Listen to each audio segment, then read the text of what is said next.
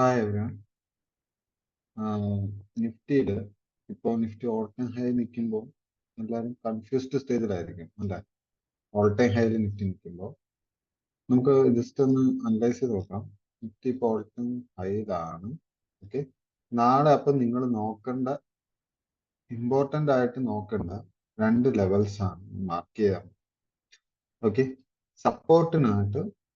സപ്പോർട്ടില് Nifty 23,235, അതായത് 23,200 strike price ലെവലും 23,300 okay, ഈ രണ്ട് ലെവലാണ് നിഫ്റ്റിക്ക് ഏറ്റവും ഇമ്പോർട്ടൻ്റ് ആയിട്ട് നാളെ ഉള്ളത്.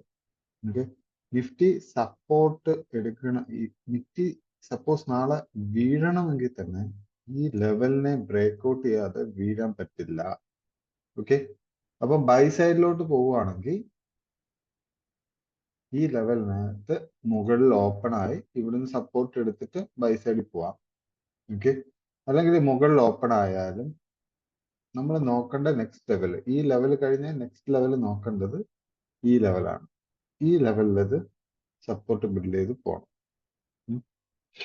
ഓക്കെ, വീക്ക് ആണെങ്കിൽ നിഫ്റ്റി ഈ ലെവലിനെ ബ്രേക്ക് ഔട്ട് ചെയ്യും. നിങ്ങൾക്ക് ഇപ്പൊ സെല്ല് ചെയ്യാനുള്ള പ്ലാൻ ഉണ്ടെങ്കിൽ, നിഫ്റ്റിയിൽ ചെയ്യാനുള്ള പ്ലാൻ ഉണ്ടെങ്കിൽ ഇതിന് താഴെ കൺഫർമേഷൻ എടുക്കാവും സെൽ സൈഡിലോട്ട്. ഓക്കെ, ഇപ്പൊ നമുക്ക് അതായത് ഈ ഒരു ലെവല് ഇതായിരുന്നു നിഫ്റ്റിയുടെ പ്രീവിയസ് ആയിട്ടുള്ള ഓൾ ടൈം ഹൈ. അപ്പം ആ ലെവലിൽ നിന്നാണ് നിഫ്റ്റി ഇന്ന് സപ്പോർട്ട് എടുക്കാൻ നോക്കി. ഓക്കെ, നിഫ്റ്റി സപ്പോർട്ട് എടുക്കാൻ നോക്കി.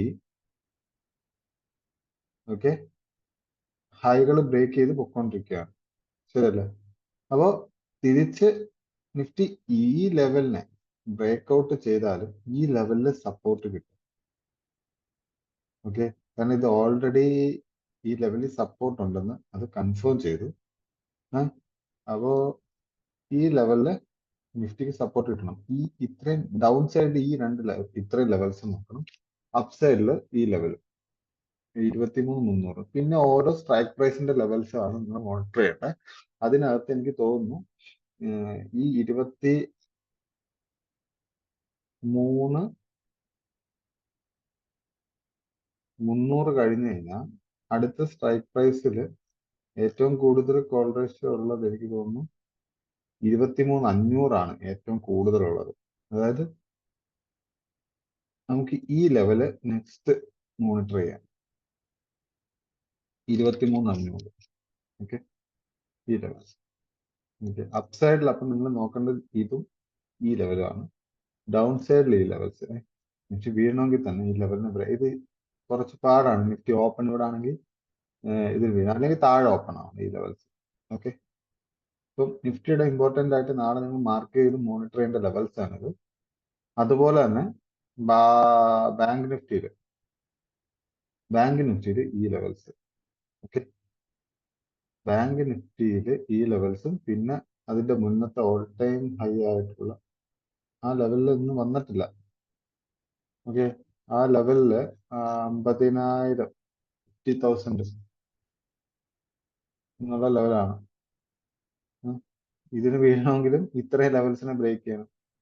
കുറച്ച് പാടാണ് ഈ ലെവൽസ് ബ്രേക്ക് ചെയ്യാൻ, അല്ലെങ്കിൽ എന്താ താഴെ ഓപ്പൺ ആണ്. നോക്കാം, എന്തായാലും സെൽ സൈഡിലോട്ട് പോകുന്നത് കുറച്ച് ഡിഫിക്കൽട്ട് ആണ്. സെൽ സൈഡിലോട്ട് നിങ്ങൾ ഇവിടെ സെല്ല് ചെയ്താലും, ഇവിടെ കൺഫർമേഷൻ കിട്ടി സെല്ല് ചെയ്താലും നെക്സ്റ്റ് ലെവൽസ് ഉണ്ട്, ഫ്രീ ആയിട്ട് ഒരു മൂവ്മെന്റ് കിട്ടില്ല. അതുകൊണ്ട് നോക്കാം, ഈ അപ്സൈഡിലോട്ട് ഈ ലെവൽസിന് നോക്കാം. ഓക്കെ.